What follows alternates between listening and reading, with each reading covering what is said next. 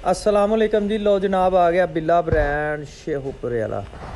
लो जनाब राणा शान अली साहब आए ने जनाब, चक नंबर 8/60 ननकाना साहब तो। माशाल्लाह जनाब उन्हें 8 नाली वाला हारन तैयार करवाया, खुद बैठ के तसल्ली नाल हारन तैयार करवा के माशाल्लाह जी लैके जा रहे हैं। माशाल्लाह जी गड्डी वास्ते ट्रैक्टर लिए उन्हें हारन तैयार करवाया। माशाल्लाह बहुत ही अच्छा सैटअप तैयार किया।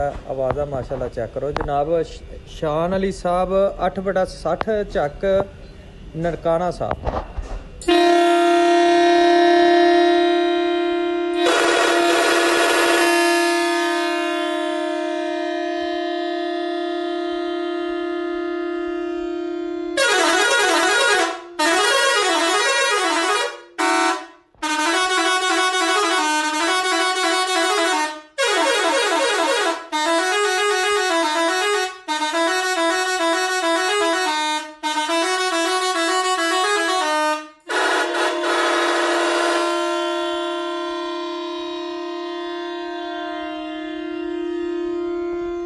बिल्ला ब्रांड शेखपुरा।